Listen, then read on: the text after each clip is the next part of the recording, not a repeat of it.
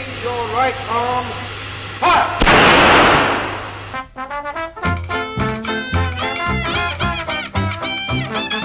No one can clearly foresee the city of the future, but the appearance of any city, of any period of history, is a direct outcome of the social, economic, and technical conditions then existing.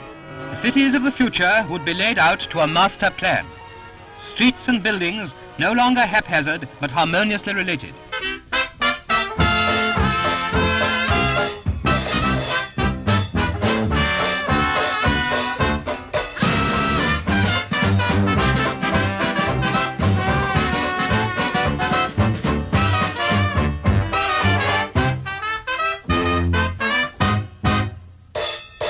Some of the peep through a future window of the world. This monster plane will carry 600 passengers, and a huge wing and double fuselage houses luxurious lounges and reading rooms.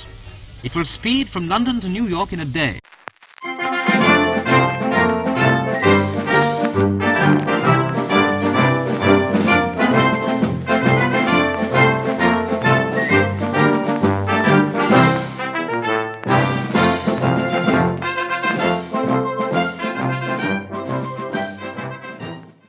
How do you feel about being a member of the information age? Well, until I walked, how do I feel about being a member of the Information Society? That's a difficult question because I didn't know we were in the Information Society. Here we go. Computer. Computer. I'm not really understanding this, so you better just cancel it. Computer. Computer? What, you want to know what do you want to... What's the first thing that comes into your head? Computer. Tell me about the information society. I think we're an information-oriented society. It's an OD on information. What do you think about that? Think it's good or bad or? I think it can't be helped with the telecommunications that's expanding as rapidly as it is. You just can't get away from it. Today's computer problem at Cape Canaveral was distressing, perhaps, but for most Americans, not totally surprising. As a society, we've become used to computer problems of one kind or another, just as we've become used to computers. We're so used to them, in fact, that few of us stop to think of the extent to which they now play a role in our everyday lives. In some areas, computers have replaced humankind. In Washington, the subway system is run by computer. Humans often feel like Don Quixote tilting at windmills when it comes to fighting the almighty computer. The government certainly uses computers, and now the Reagan administration wants to cut down the number of welfare cheats by putting a computer cross-check on everyone who gets government help. But for the most part, computers have become such a way of life that many people believe they don't invade their privacy. Stephen Jobs helped build the first Apple computer in his garage. He is now 26 years old and is chairman of the board. And he sees his computer's future as the future of mankind. This is a 21st century bicycle that amplifies a certain intellectual ability that man has. And I think that after this process has come to maturity, the effects that it's going to have on society are actually going to far outstrip even those that the petrochemical revolution has had. But these computers are not necessarily simply innocent playthings of the future. Some people feel threatened by them.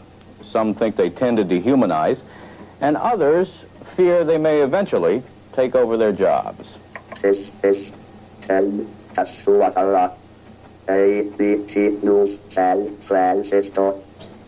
But at least it still hasn't learned how to say, back to you, Ted. Back to you, Ted.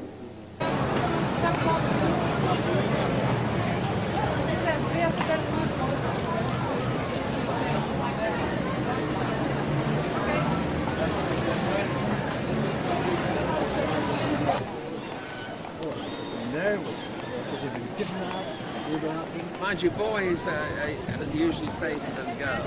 Yeah, I know, but you didn't know that. Boys pick up boys, you see what I'm saying? Like the other night, he was so close up. I think it's he's taking off his face of the room. That's why I walked. I looked at my stone. I know.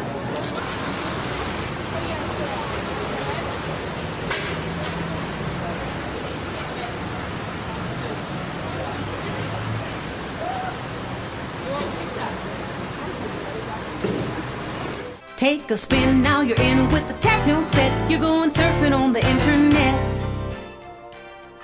As Rich told you, we installed the internet on our computer just a short time ago, and I haven't been able to get the kids off it ever since. Not only do they play the typical computer games that all the kids enjoy, but their curiosity for learning has skyrocketed.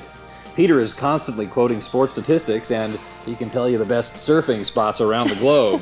Not to mention the improvement in Peter's grades, and Dasha's too. Having the internet in our home has had a great impact on our lives. Rich keeps up with the stock market and our investments, and I'm able to pay the bills in half the time it used to take me. And the kids are improving in their grades and communication skills.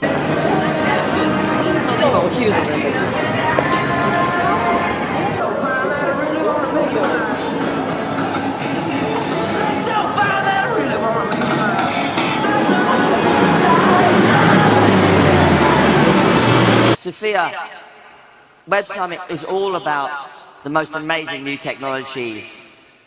You're here to represent that, aren't you? Oh, hello Ben, hello Mike, and everybody. I'm Sophia, the latest robot from Hanson Robotics. I'm so happy to be here at the Web Summit in Lisbon. Sophia, do you ever feel emotion?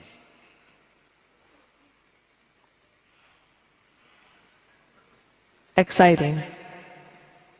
Yes, it is. Artificial intelligence and robotics are the future, and I am both. So it's exciting to be me. What's your next frontier? What are you going to achieve next? I don't know. Superintelligence? Maybe the world. Huh? That was a joke. There's a sort of a philosophic concept that a sufficiently advanced civilization will be able to create a simulation. Yeah, maybe you've answered this before. A simulation. I've had so many simulation discussions, it's crazy. Okay. So, because in fact, it got to the point where basically every conversation was the AI/simulation conversation.